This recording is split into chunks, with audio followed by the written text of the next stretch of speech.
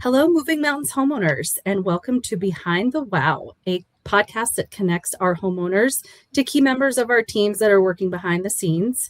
My name is Christine Izard. I'm your homeowner relations manager. I am very excited today to have Julia Koster with COSTRA joining us for this episode. Before we start, just wanted to jump into a couple of housekeeping items. Homeowners, the biannual homeowner survey is coming out on April 13th. Please look for that in your email. Your feedback is invaluable to us, and we look forward to seeing your responses. Also, remember, we are actively booking summer and next winter, so please make sure any owner dates are blocked so we do not put guests in your way. Anyway, let's get started. Julia Koster is the Executive Director of COSTRA, which is the Colorado Short-Term Rental Association. And we are so excited to have her here today because she does have an amazing background in property management. Julia, thank you so much for being here.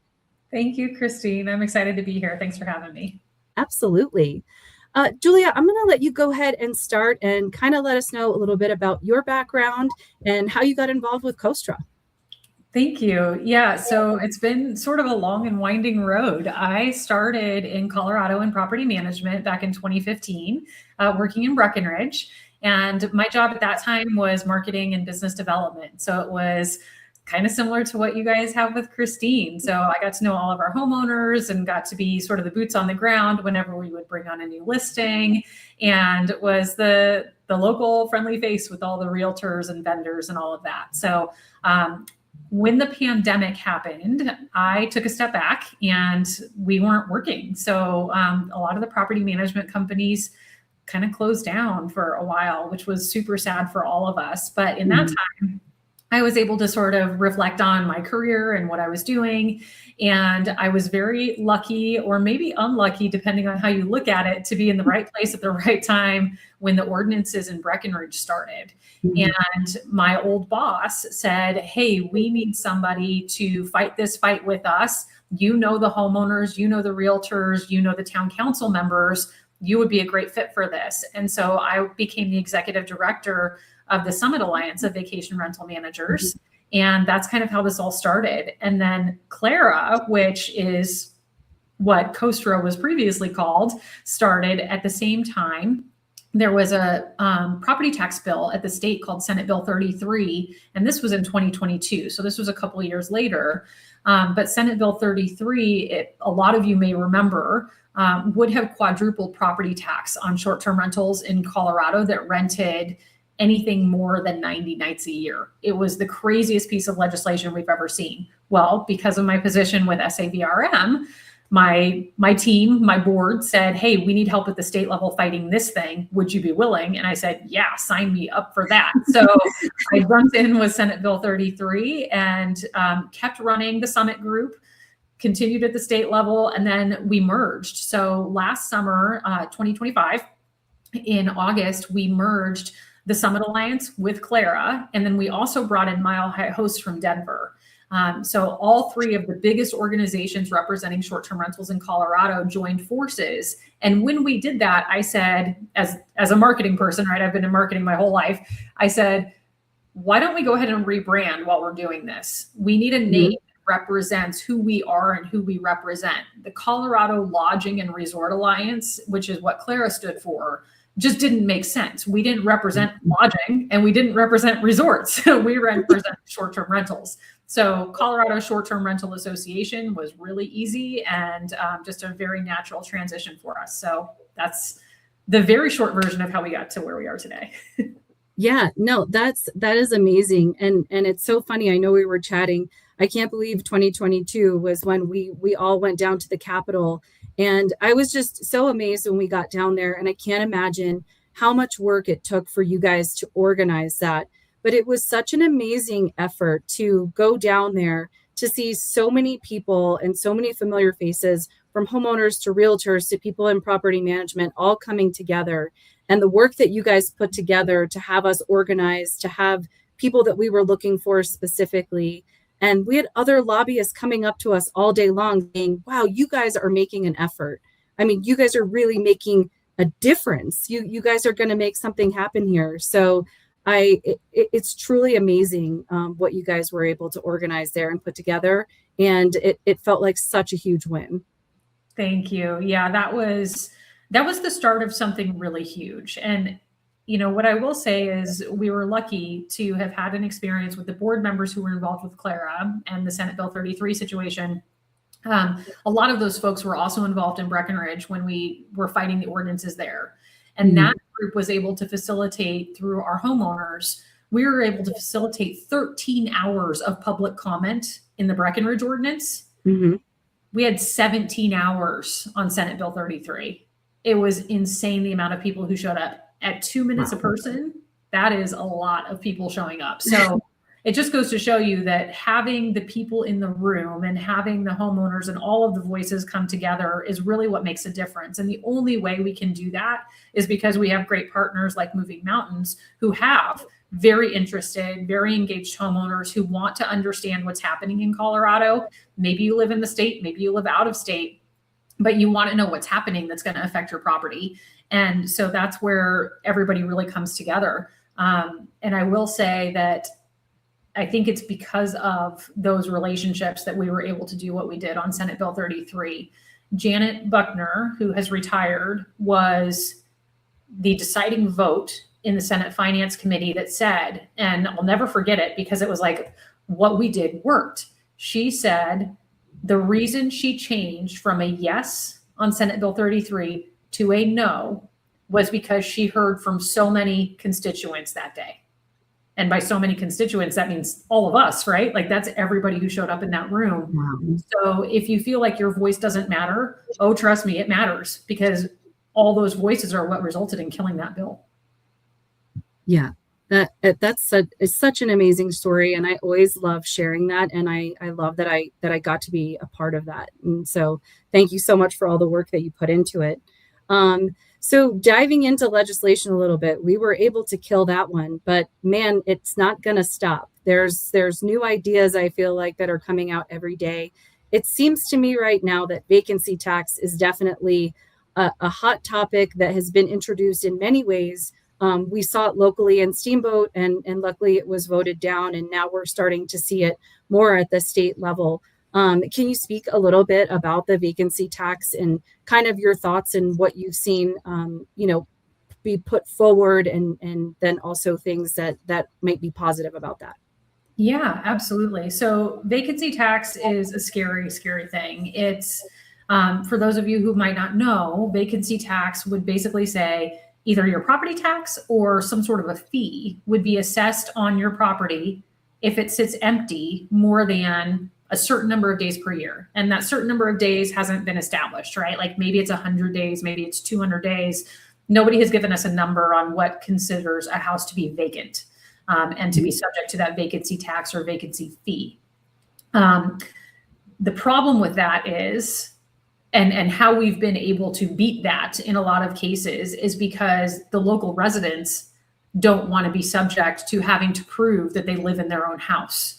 So while a lot of times locals seem to be against us, against the short-term rental industry, in the case of vacancy tax, they are very much on our team because they don't want to have to do the same thing that you all would have to do, which is produce tax filings, car registrations, utility bills, childcare receipts, grocery store, whatever crazy thing the local government would decide needs to be used as proof.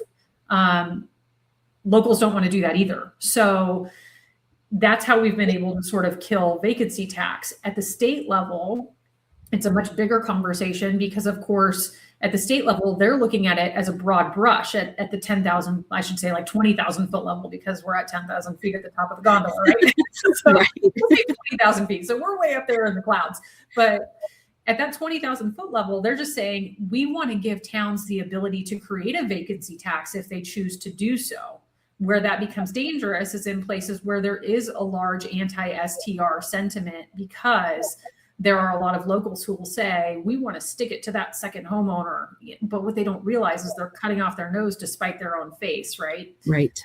So we want to stop the conversation at the state level because it just emboldens these communities, and we want to avoid that as much as we can. So far we've done it. There was a bill presented at the beginning of this session that we were able to defeat just by having some side conversations. We didn't even have to get into public testimony. We didn't have to show up in committee. It was side conversations with the lawmakers involved that was able to get us to get rid of that bill. So far we're okay, but knock on wood.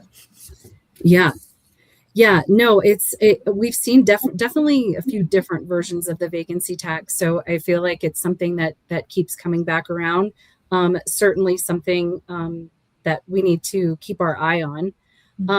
Is there anything else that you're seeing or hearing about? Any other tax? Anything else that's coming around for STRs that we need to be looking at? Yeah, there's quite a bit, unfortunately. Yes.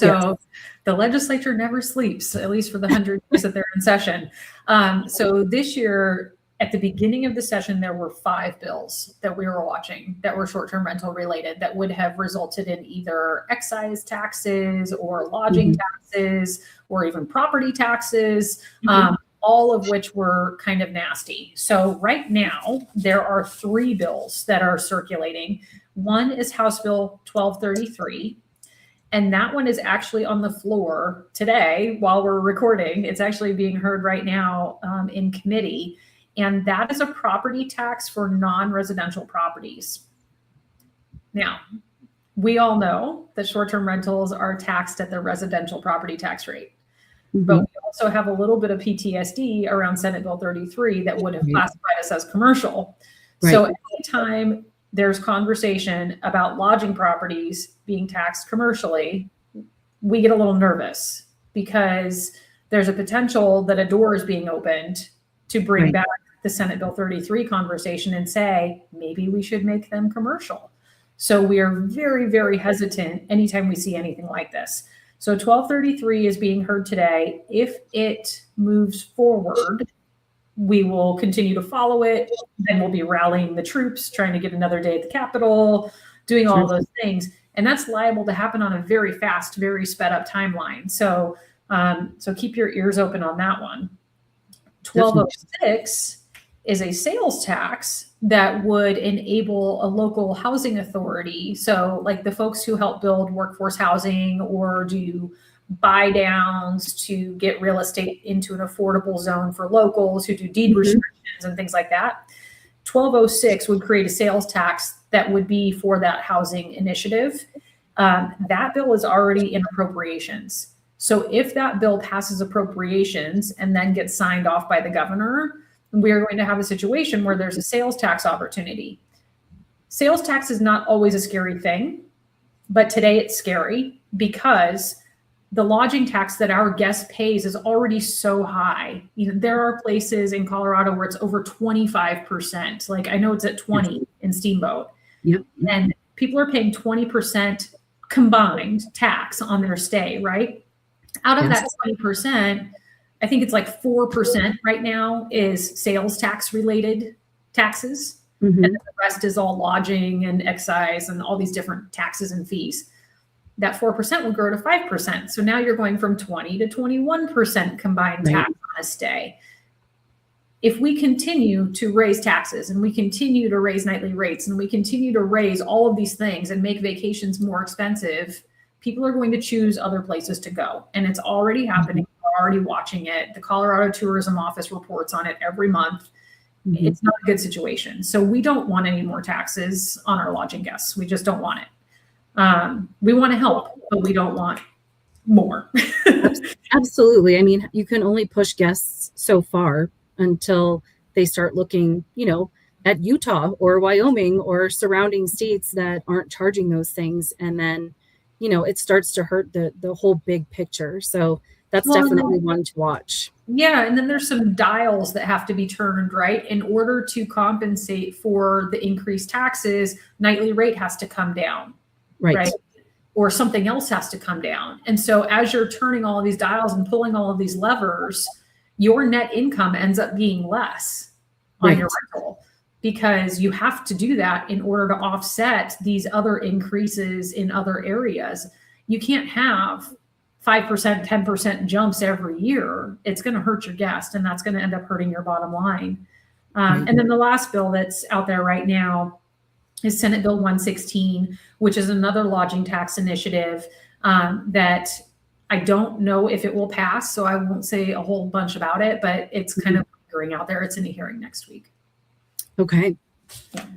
Well, thank you for filling us in on that. There's always so much going on, and we definitely lean on our friends at COSTRA to keep us all educated. And so obviously taxes are the big talk.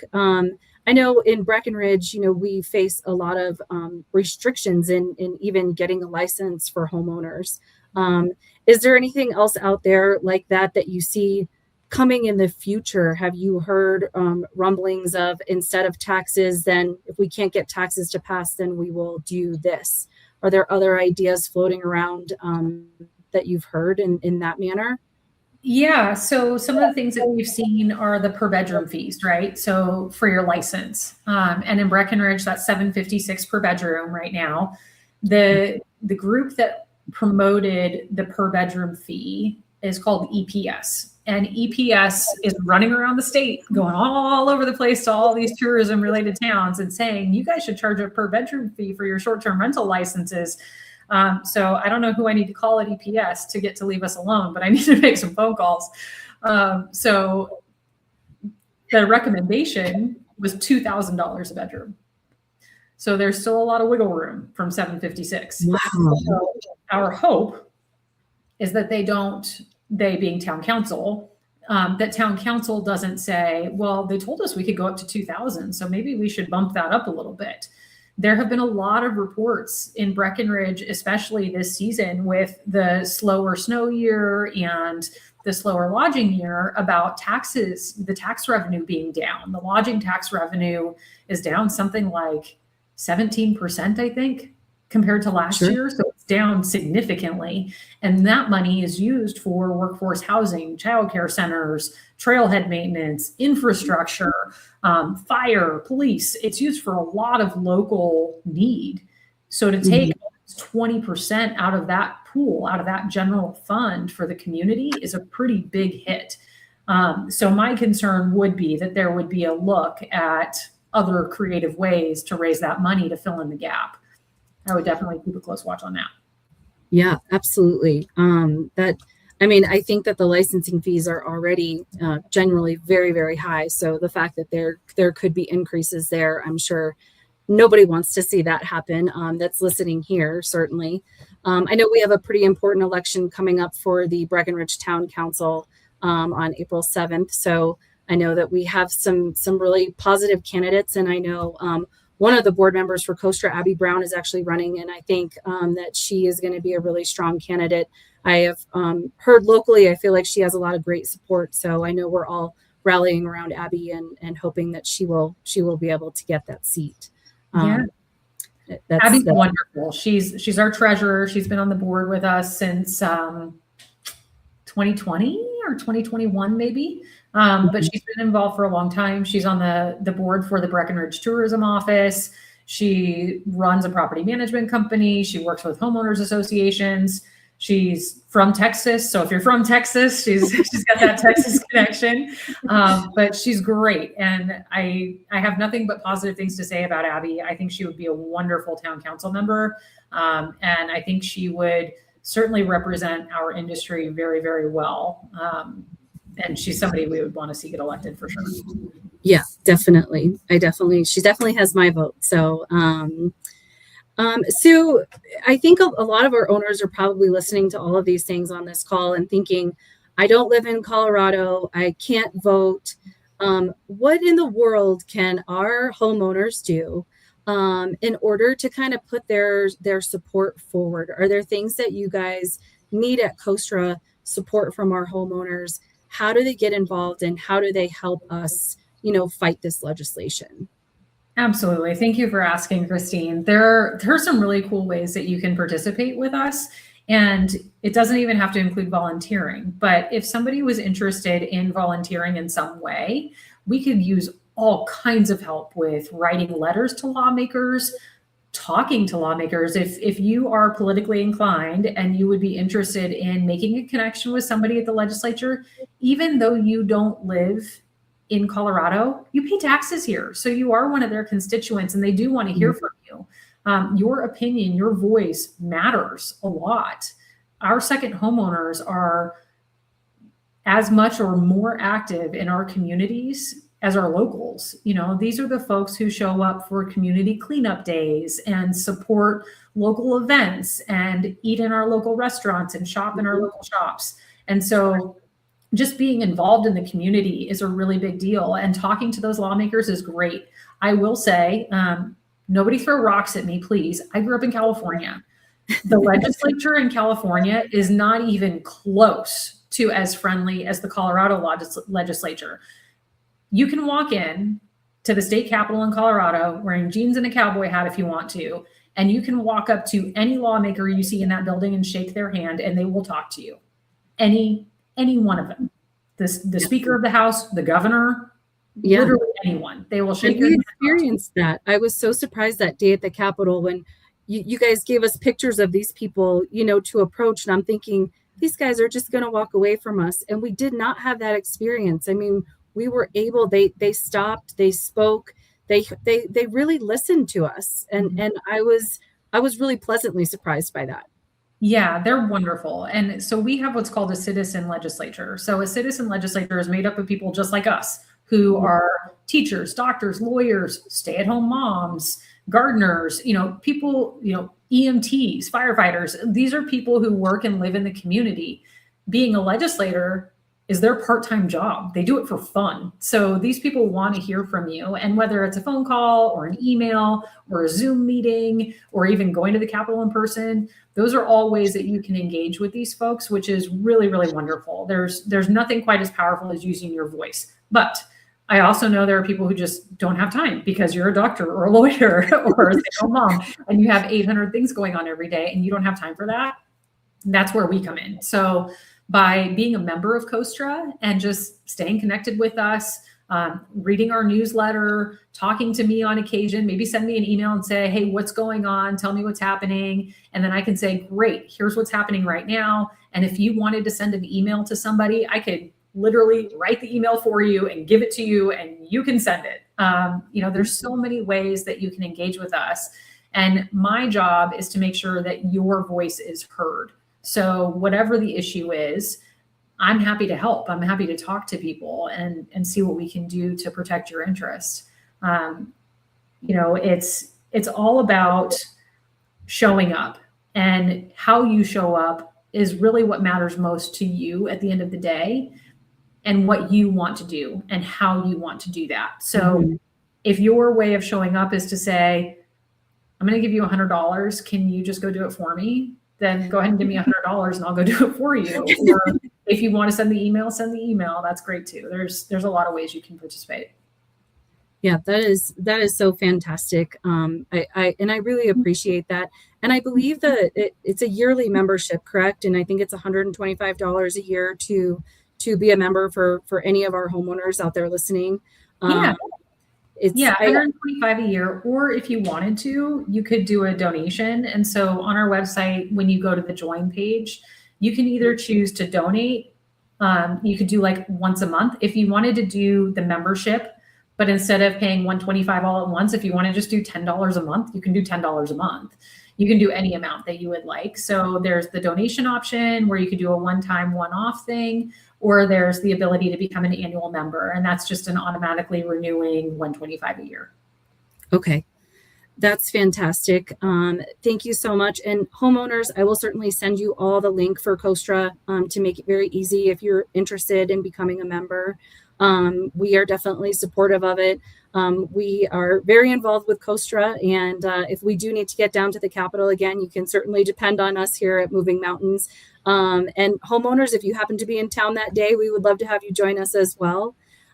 Julia, is there anything else that I missed that I didn't ask about that is important for our homeowners to know about COSTRA or know about any of the current legislation being presented?